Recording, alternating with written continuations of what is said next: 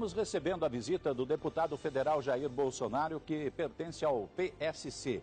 E ele está aqui em Londrina exatamente para quê? Para falar a respeito do seu já início de caminhada rumo à presidência da República. Ele veio para fazer palestra, ele veio para ter encontros políticos importantes e relevantes aqui. E nós, inclusive, acompanhamos a visita desde a hora em que ele chegou. Ontem estávamos ao vivo no aeroporto de Londrina e aí trouxemos o acompanhamento todo desta visita que Jair Bolsonaro veio fazer à nossa cidade. Primeiro, bom dia, como vai? Eu queria que o senhor assistisse conosco a esta matéria para que depois a gente começasse então a entrevista em si. Pode ser? Pode, é um prazer. Jair Bolsonaro aqui conosco, vamos acompanhar a matéria e depois nós já começamos as perguntas, as dúvidas que eu tenho que eu gostaria de tirar com Jair Bolsonaro. Saguão do aeroporto movimentado com a visita do deputado federal. Já na chegada, Jair Bolsonaro discursou. Mostrar que o Brasil pode ser grande! Depois ele seguiu para a coletiva de imprensa. Estava acompanhado do deputado estadual Fernando Francischini. São palestras que nós temos feito sobre revogação do Estatuto do Desarmamento, redução da maioridade penal e acaba... Cada vez que a gente anuncia onde a gente vai, esse movimento todo que vocês assistiram. Se preparando, porque se o destino é assim o desejar, nós queremos colaborar com o futuro do Brasil por ocasião das eleições do ano que vem. Reforçou posicionamentos polêmicos pela escola sem partido e o fim do desarmamento. A arma é mais importante do que defender a vida da pessoa. Ela serve para defender a liberdade do povo. Todas as ditaduras foram precedidas de campanhas de desarmamento. A história conta isso daí. E um povo armado jamais será subjugado. Na saída, cumprimentou cidadãos e tirou fotos. Na prefeitura, se reuniu com o prefeito Marcelo Bellinati. Seguiu para a Câmara. Houve discussão na entrada. Expediente Brasília, não é botar aqui não. A participação nesta mesa redonda é um dos últimos compromissos do deputado na cidade. Oportunidade em que Bolsonaro expõe as principais ideias. O evento reuniu centenas de simpatizantes em um hotel de Londrina. Nos discursos, os políticos defenderam projetos da direita.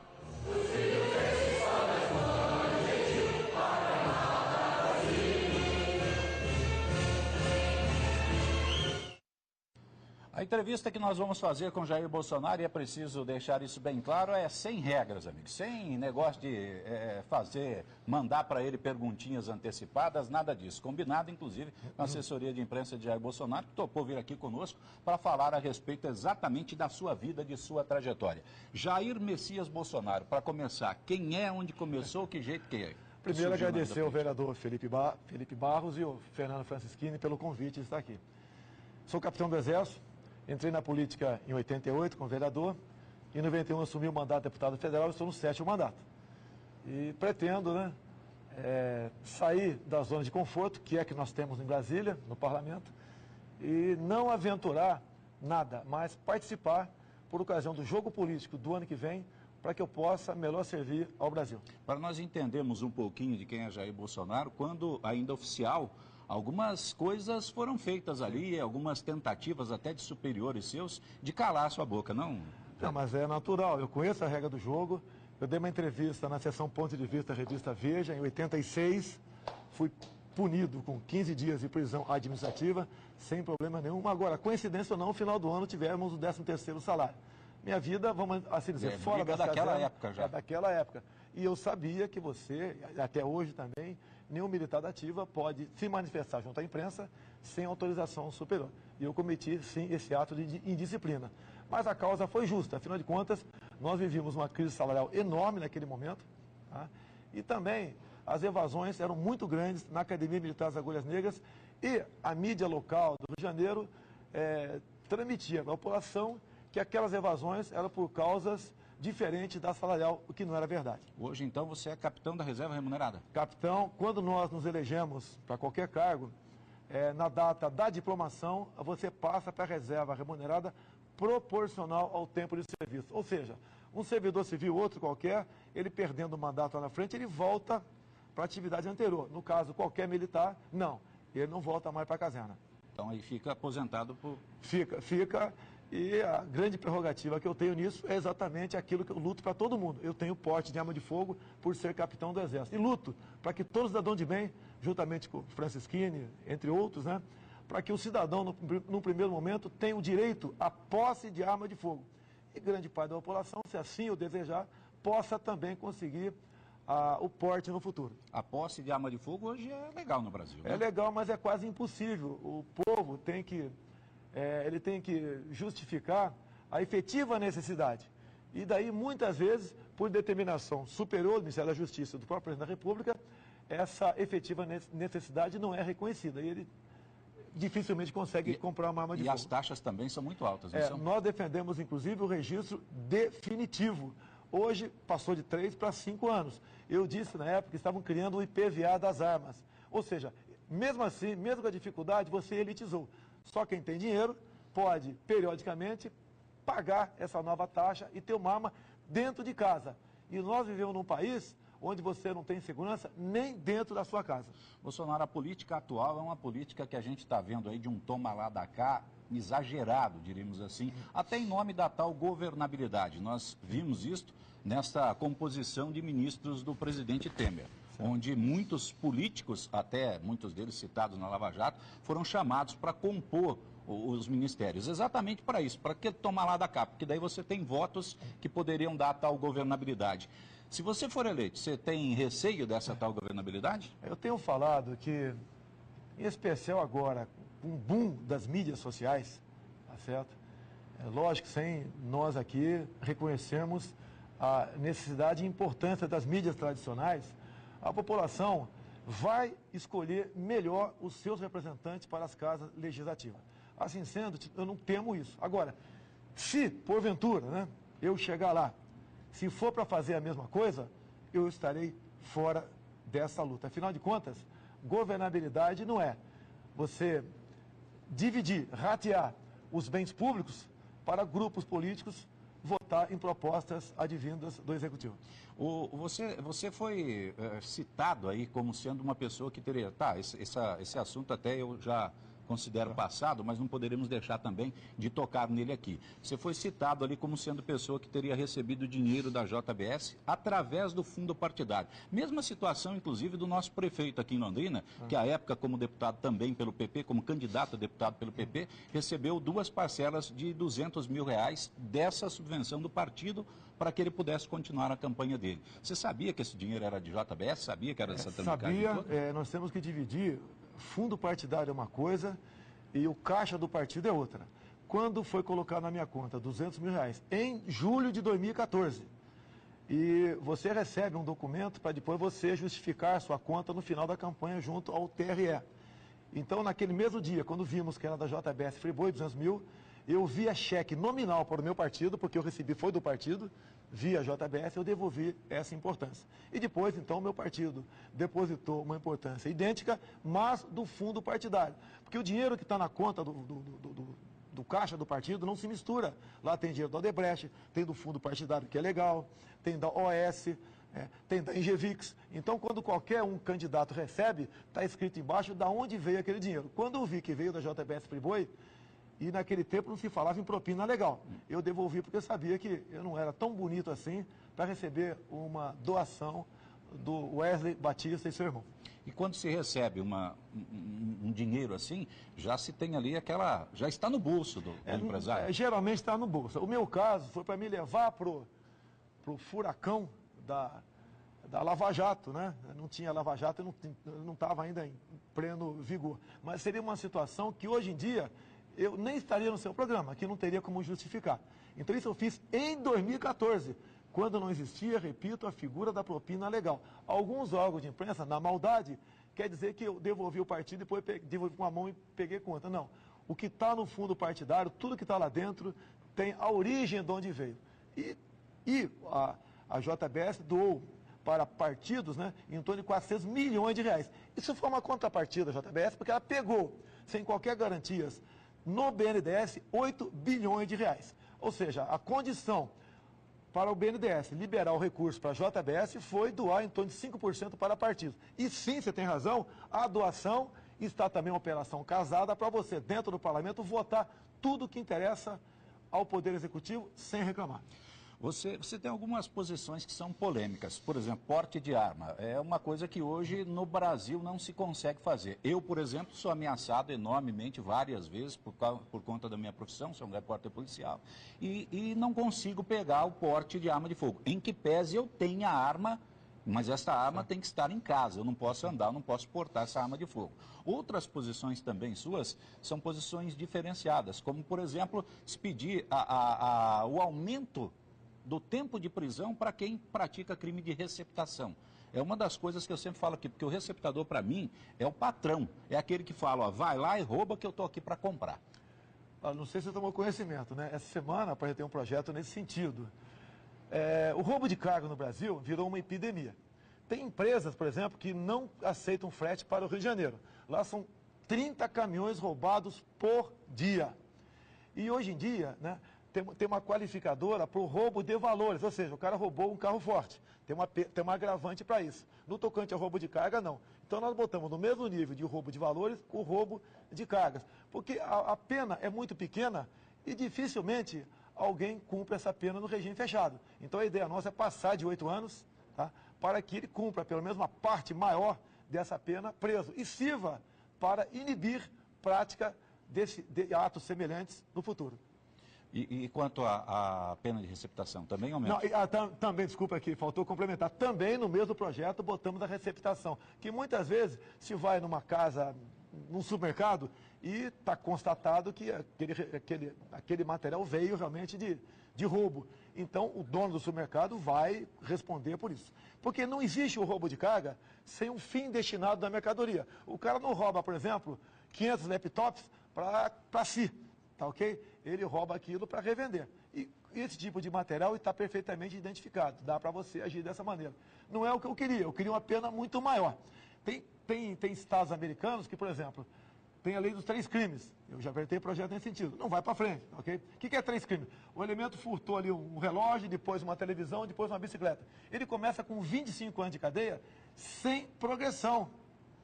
E, no meu entender, a figura da progressão no Brasil também tem que ser mudado isso daí, porque o elemento, ele é um gibi, ele é o tio Patinhas na cadeia, né?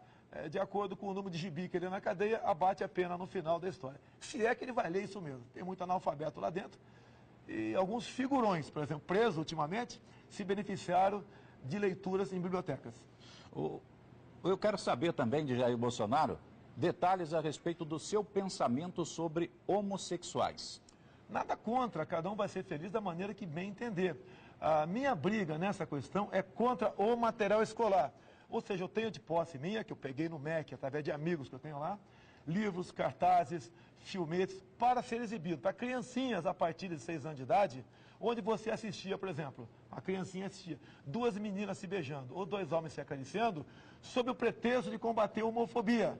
No meu entender, esse tipo de material dentro da escola, você está estimulando precocemente as crianças a entrar na vida sexual. Incentiva. Incentiva. Além de você escancarar as portas para a pedofilia. Não tem nada a ver homossexualismo com o cara hétero, a questão da pedofilia. Não estou acusando homossexuais disso.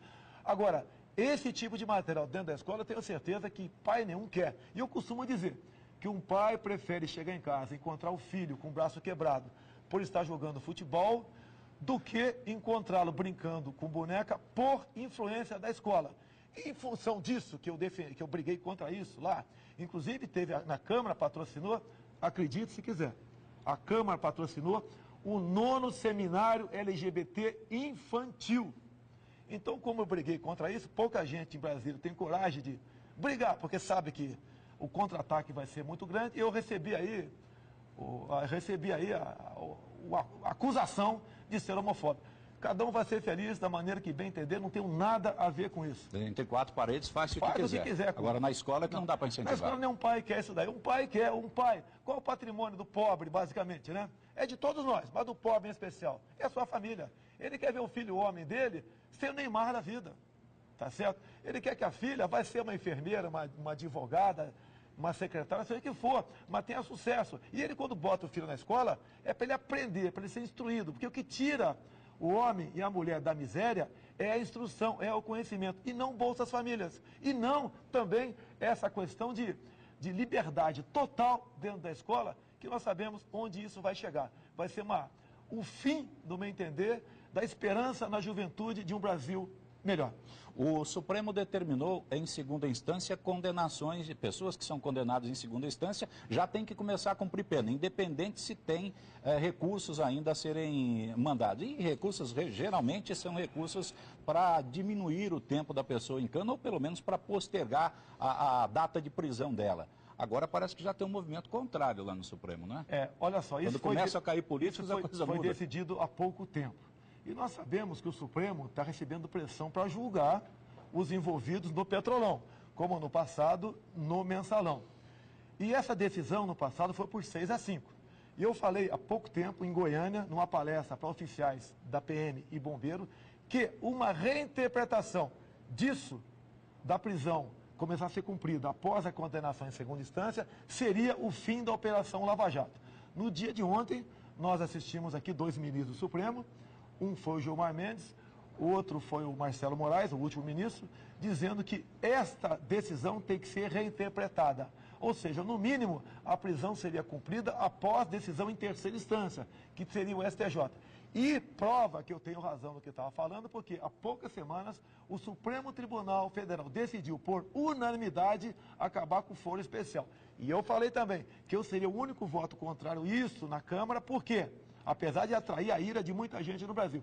Porque a partir do momento que o Supremo tinha decidido, por unanimidade, colocar um ponto final no foro privilegiado, tinha algum jabuti em algum lugar, quem sabe aí num coqueiro, que ninguém sabe quem botou lá em cima. Agora a resposta vem aí. Reinterpretando a prisão em segunda instância, todo político corrupto interessa o fim do foro privilegiado, porque não vai ter uma instância única apenas, que é o Supremo, e sim, no mínimo, 3 instâncias. É o nosso Brasil. Nós temos um parlamento, infelizmente, com uma grande maioria, poucas são as exceções, de pessoas corruptas. O Supremo também não é confiável? Olha, o critério para indicar para o Supremo, para o STJ, e basicamente, desembargadores em parte, é um processo que, no mínimo, te coloca em dúvida. Por ocasião do Mensalão, nós lembramos de algumas trocas de ministros, tá certo? Que foram bastante providenciais e bastante discutidas pelo governo Dilma e Lula, e a conclusão era uma só, e concretizou-se no final. Desqualificou a questão da formação de quadrilha por parte daqueles envolvidos no Mensalão. E ao desqualificar isso, as penas foram inferiores a 8 anos. Então, você não vai diretamente para o regime fechado. Então, desconfiamos disso. No tocante à corrupção, esse é um Brasil onde você não pode botar a mão no fogo por ninguém. Nós, 7h22 nesse momento, 7h21 agora na Grande Londrina. Nós estamos ao lado de Jair Bolsonaro, deputado federal que vem aqui para Londrina para fazer visitas aqui e para já lançar a sua candidatura à presidência? Não, eu estou há 2 anos andando pelo Brasil. Quando eu pensei na possibilidade de requerer, pleitear junto ao meu partido, uma possível legenda para presidente, tá? Primeira coisa que eu fiz, como nós desconfiamos, eu, não sei você, eu desconfio do voto eletrônico, uma grande parte da população desconfia, nós aproveitamos um projeto, emendamos esse projeto e garantimos, por ocasião das eleições de 2018, o voto impresso ao lado da urna eletrônica, para acabarmos com a desconfiança da lisura das eleições. Então, o primeiro passo foi esse. Um outro, eu resolvi andar pelo Brasil. Até porque, hoje em dia, a campanha são em 45 dias. Qualquer um, menos para prefeito, né? Mesmo para vereador, se o elemento for se preocupar apenas naqueles últimos 45 dias, não tem como ele apresentar uma boa proposta para aquele cargo a qual ele está se voluntariando junto ao povo para defender aí as suas posições junto à chefia do Executivo, até mesmo no Legislativo. Então essa foi a intenção nossa, viajar pelo Brasil e, obviamente, pretendemos sim, se o partido assim entender, né, nós nos lançarmos no futuro. Mas no momento não estou em campanha, não. Direta já, qual o seu pensamento? Agora seria causuísmo. Nós não podemos fugir daquilo que está na lei. Nós não podemos mudar a regra do jogo com ele em andamento. Hoje que está previsto, né, na nossa Constituição, que faltando 2 anos para terminar o mandato, no caso o presidente Michel Temer, caso ele venha perder o mandato por um motivo qualquer, não interessa, a previsão é eleições indiretas pelo parlamento. A esquerda está pleiteando eleição direta, um casuísmo, porque sabe, com a urna eletrônica, o Lula, com toda certeza, seria reeleito presidente da República. Eleito não, eleito presidente da República. O Bolsonaro, o que você pensa sobre... O governo fala tanto aí que a Previdência está quebrada, que vai falir, que vai arrebentar. Qual o seu pensamento a respeito? Se você pega a Caixa da Previdência, tá? O que o governo faz, basicamente? Ele aplica a tal da DRU, Desvinculação de Receita da União. Quando ele tira 30% desse montante, vai lá para baixo a Caixa da Previdência. Começa a ser deficitária, o que é no momento. Sem a DRU, estaríamos equilibrados. Agora, o grande bronca minha contra essa proposta que está aí. Eu estive no Piauí, é o segundo estado mais pobre do Brasil. E lá a expectativa de vida está em 69 anos, segundo o IBGE. É, no meu entender, uma desumanidade você passar para 65 anos. O governo poderia dar uma pequena mexida agora, aumentando em um ano, por exemplo, a questão da mulher, 50 para 51, o homem, 50 para 56, tá? Dar uma mexida devagar por aí e deixar para quem assumir em 2019 dar mais um passo. E eu sempre disse, e agora prova que eu tenho razão, que o governo não iria aprovar a reforma da Previdência, ainda estaria dando munição para o PT crescer por ocasião das eleições futuras. É o que nós estamos vendo aqui, em parte, acontecendo no Brasil. Se tirar a DRU, a receita é superavitária? Chega a equilibrar. Se não mexer. Uma outra questão também... Então, na verdade, o governo gasta mal esse dinheiro que nós pagamos. Exatamente, tem esse lado também. E o grande déficit da Previdência é a aposentadoria rural. 2/3. Ninguém quer acabar com a aposentadoria rural, não. Mas do bolo que entra no déficit, 2/3 vem da aposentadoria rural. Ou seja, quem paga tem que estar no lugar, quem não paga tem que estar na outra, com outra rúbrica. E não podemos apenas botar essa conta para pagar por aposentado que já vem pagando há muito tempo. No passado, você podia se aposentar com 20 mínimos, depois passou para 10. E atualmente, mesmo quem pagou 10, está recebendo 3, 4. Isso é uma grande injustiça que você tem que corrigi-la. E você tem que bater também na questão dos devedores do INSS. Eu sei que a dívida no bolo como um todo não é tanto, mas é importante. A própria JBS é a empresa que mais deve para o INSS. Justifica ela pegar 8 bilhões emprestados, doar, entre aspas, quase 500 milhões de reais para fundo partidário e não pagar essa dívida que tinha com o INSS, você tem que atacar na questão disso e na questão também de fraudes, que existe muito no Brasil no tocante a aposentadorias, sendo repetitivo, né? A aposentadorias fraudulentas. E a reforma trabalhista, seu pensamento? É plenamente favorável. Nenhum direito foi retirado. Até porque tudo quando se fala de 13º, hora extra, fundo de garantia, tudo está no artigo 7º da Constituição. Nós não votamos proposta de emenda à Constituição. Foi projeto de lei. Assim sendo, nós apenas facilitamos a relação empregado-trabalhador. Porque hoje em dia, eu sei que a grande maioria são empregados no Brasil e a minoria são patrões, mas uma grande verdade, ser patrão nesse Brasil é bastante complicado, em especial por causa da CLT. O Brasil, por ano, recebe quase 4 milhões de ações trabalhistas. Nós temos mais ações trabalhistas no Brasil do que o mundo todo. Algo está errado. Direito queremos que todos tenham, mas hoje em dia eu te pergunto, qual é o direito do desempregado? Nenhum. E o patrão tem dito para mim, e muitas minhas andanças pelo Brasil, que o trabalhador vai ter que decidir um dia, menos direitos e emprego ou todos os direitos e desemprego. E complemento, hoje em dia, dado a CLT, o salário é muito para quem paga e pouco para quem recebe. Algo está errado. Devemos nos aproximar da legislação americana nesse tocante. Agora, reforma trabalhista, para valer, logicamente tem que ter a participação de todos, né? Mas como está previsto na Constituição, que tem que mexer no artigo 7º, onde muitos juristas dizem que lá estamos no capítulo das causas pétreas, somente numa nova Assembleia Nacional Constituinte você poderá mexer com isso aí. Nós temos ouvido por aí, Bolsonaro, que o Jair Bolsonaro é meio maluco, é meio passado, é meio doido. Como é que vocês consideram? Não dou bola para isso não, é o que pode falar, né? Intriga da oposição. Antes de ser maluco do que estar na Lava Jato. Menos mal, né? Qual a tua sequência de andança agora aqui pelo Paraná? Maringá, tá? Quase todo mês nós saímos 2, 3 vezes para algum estado. É a convite de parlamentares, né, como o Francisquini aqui, e o Felipe, tá certo? É isso daí. E nós estamos sempre abertos. Como quando pergunto à minha assessoria o que pode, que não pode ser falado, a gente deixa em aberto. Afinal de contas, é dessa maneira que você constrói uma democracia de verdade. Muito obrigado pela sua presença, viu? E se for presidente da República, vai prometer que volta aqui um dia?